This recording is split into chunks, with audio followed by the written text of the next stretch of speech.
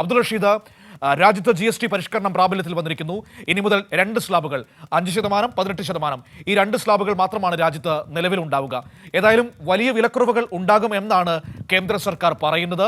അത് എത്രമാത്രം നടപ്പിൽ വരും എന്നത് 1-2 ദിവസം കഴിഞ്ഞാൽ മാത്രമേ നമുക്ക് പറയാനോ വിലയിരുത്താനോ പറ്റുകയുള്ളൂ. പക്ഷേ എങ്കിൽ പോലും ഇന്ന് ഈ പുതിയ സ്ലാബുകൾ പ്രാബല്യത്തിൽ വരുമ്പോൾ എങ്ങനെയാണ് അതിനെ നോക്കിക്കാണുന്നത്? Good morning Manu. ഈ പരിഷ്കരിച്ച GST നിരക്കുകൾ ഇന്ന് നിലവിൽ വരികയാണ്. 5, 18, 12, 28 എന്നിങ്ങനെയായിരുന്നു നേരത്തെ ഉണ്ടായിരുന്ന സ്ലാബുകൾ. ഇത് പൂർണ്ണമായും എടുത്തു കളയുകയും 5%, 18% മാത്രം നിലനിർത്തുകയും ചെയ്യുന്നു. അതോടൊപ്പം ചില പ്രത്യേക ഉൽപ്പന്നങ്ങൾ, പ്രത്യേകിച്ചും ആഡംബര ഉൽപ്പന്നങ്ങളൊക്കെ തന്നെയും 40% GST ഉൾപ്പെടുത്തിക്കൊണ്ടാണ് പുതിയ GST പരിഷ്കരണം ഇന്നു മുതൽ പ്രാബല്യത്തിൽ വന്നിരിക്കുന്നത്. എന്തായാലും ഈ പരിഷ്കരണത്തിന് പിന്നാലെ അവശ്യ വസ്തുക്കൾ, ഭക്ഷ്യധാന്യങ്ങൾ, മരുന്നുകൾ തുടങ്ങിയ ഭൂരിഭാഗം സാധനങ്ങൾക്കും 5% എത്തുകയും പിന്നീട് അതിന് വലിയ വിലക്കുറവ് ഉണ്ടാകും എന്നുള്ളതാണ് കേന്ദ്ര സർക്കാർ വ്യക്തമാക്കുന്നത്. നേരത്തെ തന്നെ ഇതുമായി ബന്ധപ്പെട്ടുള്ള റിപ്പോർട്ടുകൾ പുറത്തു വരികയും ചെയ്തിരുന്നു. അതേസമയം പുകയില, പാൻ മസാല, മുൻനിര ഉൽപ്പന്നങ്ങൾ പെട്ട അവശ്യവസ്തുക്കൾ അടക്കമുള്ള ആളുകൾക്കൊന്നും തന്നെ ഇത്തരത്തിൽ ഈ വലിയ വിലക്കുറവ് ഉണ്ടാകില്ല എന്നുള്ളത് കൂടി ഇപ്പോൾ മനസ്സിലാക്കാൻ സാധിക്കുകയാണ്. എന്തായാലും ഇന്നു മുതൽ ഇത് പ്രാബല്യത്തിൽ വരികയാണ്. പക്ഷേ ഈ അവശ്യ വസ്തുക്കൾ അടക്കമുള്ള ഉൽപ്പന്നങ്ങൾക്ക് ഉണ്ടാകുന്ന വിലക്കുറവ് അത് സാധാരണക്കാരിലേക്ക് എന്ന് എത്തുമെന്നതിൽ വലിയ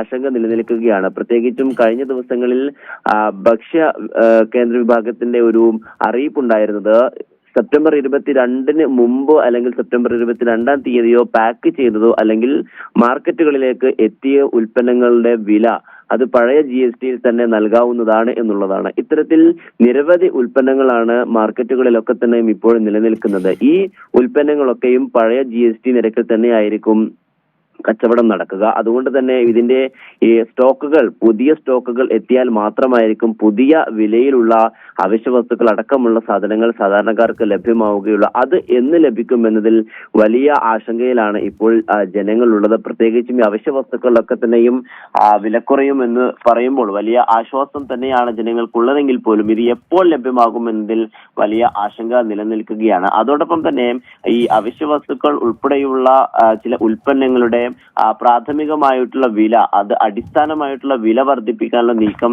ചില കമ്പനികളുടെ ഭാഗത്ത് നിന്ന് ഉണ്ടാകുന്നു എന്നുള്ളതാണ് നമുക്ക് മനസ്സിലാക്കാൻ സാധിക്കുന്നത്. അത് തടയാനുള്ള നീക്കം എന്താണ് കേന്ദ്ര സർക്കാർ കൊണ്ടുവന്നിട്ടുള്ളത് എന്നതുമായി ബന്ധപ്പെട്ട അവ്യക്തത നിലനിൽക്കുകയാണ്. എന്തായാലും ഇന്നു മുതൽ പുതുക്കിയ GST പരിഷ്കരണം അല്ലെങ്കിൽ ഈ ഇരട്ട സ്ലാബ് പ്രാബല്യത്തിൽ വന്നിരിക്കുകയാണ് മനു. തീർച്ചയായും. പക്ഷേ ഇവിടെ വളരെ പ്രധാനപ്പെട്ട മറ്റൊരു വിഷയം കൂടിയുണ്ട് അബ്ദുൾ റഷീദ്. അതെന്താണെന്ന് വെച്ച് കഴിഞ്ഞാൽ ഇപ്പോൾ സാധാരണക്കാർക്ക് കിട്ടുന്ന വിലക്കുറവിനെ കുറിച്ചൊക്കെ കേന്ദ്ര സർക്കാർ പറയുന്നുണ്ട്, അതിൽ നിൽക്കുന്നു. പക്ഷേ സംസ്ഥാനങ്ങൾക്കുണ്ടാകുന്ന വലിയ വരുമാന നഷ്ടമുണ്ടല്ലോ. ഒന്നാമത് GST വന്നതിന് ശേഷം നികുതി ചുമത്താനുള്ള സംസ്ഥാനങ്ങളുടെ അധികാരം കവർന്നെടുക്കപ്പെട്ടിരിക്കുകയാണ്. അതിൻ്റെ കൂടെ ഇപ്പോൾ ഈ പുതിയ സ്ലാബ് വരുമ്പോൾ ഉണ്ടാകുന്ന വരുമാന നഷ്ടം എങ്ങനെ പരിഹരിക്കുമെന്നതിൽ ഒരു വ്യക്തതയും കേന്ദ്ര സർക്കാരിൻ്റെ ഭാഗത്തു നിന്ന് വന്നിട്ടില്ല. സംസ്ഥാനങ്ങളെ വല്ലാതെ ആശങ്കയിലാഴ്ത്തുന്നുണ്ട് അങ്ങനെയുള്ള ആ സമീപനം.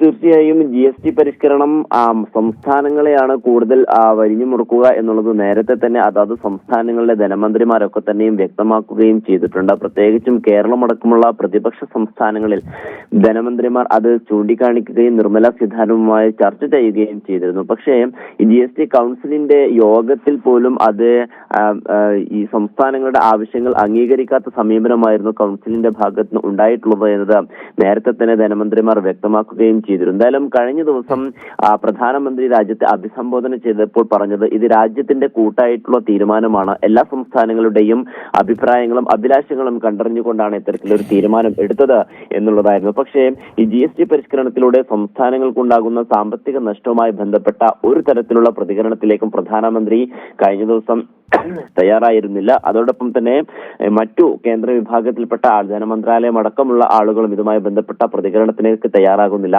സംസ്ഥാനങ്ങൾക്ക് പുറമെ മാത്രമല്ല ഈ രാജ്യത്ത് തന്നെ ഈ GST പരിഷ്കരണത്തിലൂടെ ആകെ എത്രത്തോളം സാമ്പത്തിക നഷ്ടമുണ്ടാകും എന്നതിലും ഒരു കണക്ക് ഇതുവരെയും ധനമന്ത്രാലയം വരുത്തിയിട്ടില്ല. ഇത്തരത്തിൽ ആണ് ഇപ്പോൾ GST പരിഷ്കരണം മുന്നോട്ട് പോകുന്നത്. കേരളത്തിലെ സാമ്പത്തിക നഷ്ടത്തിന്റെ കണക്കുകൾ എടുത്തു നോക്കുകയാണെങ്കിൽ 8,000 മുതൽ 10,000 കോടി രൂപയുടെ പ്രതിവർഷം കുറവുണ്ടാകും എന്നുള്ളതാണ് കഴിഞ്ഞ ദിവസങ്ങളിലൊക്കെ തന്നെ ധനമന്ത്രാലയം വ്യക്തമാക്കുകയും ചെയ്തിട്ടുള്ളത്. ഈ ഇലക്ട്രോണിക്സ്, സിമന്റ്, ഇൻഷുറൻസ് മേഖലകളിലുള്ള വിലക്കുറവ് അത് 2,500 കോടി രൂപയുടെ കുറവുണ്ടാക്കാൻ സാധ്യതയുണ്ട്. അതോടൊപ്പം തന്നെ ലോട്ടറി നികുതിയൊക്കെ തന്നെ കൂട്ടിയത് വലിയ തിരിച്ചടിയാവുകയാണ്. പ്രത്യേകിച്ചും കേരളത്തിലടക്കമുള്ള മറ്റു സംസ്ഥാനങ്ങളിൽ ഈ ലോട്ടറിക്ക് വലിയ പ്രാധാന്യമുണ്ട്. പ്രത്യേകിച്ചും ഈ 2 ലക്ഷത്തോളം ആളുകൾ, ഭിന്നശേഷിക്കാരടക്കമുള്ള 2 ലക്ഷത്തോളം ആളുകളാണ് ഈ ലോട്ടറി വിൽപ്പനയിലൂടെ ഉപജീവനം മുന്നോട്ട് കൊണ്ടുപോകുന്നത്. ഇവർക്കൊക്കെ തന്നെയും GST കൂട്ടിയതിൽ വലിയ ബുദ്ധിമുട്ട് ഉണ്ടാവുകയും ചെയ്യും. എന്തായാലും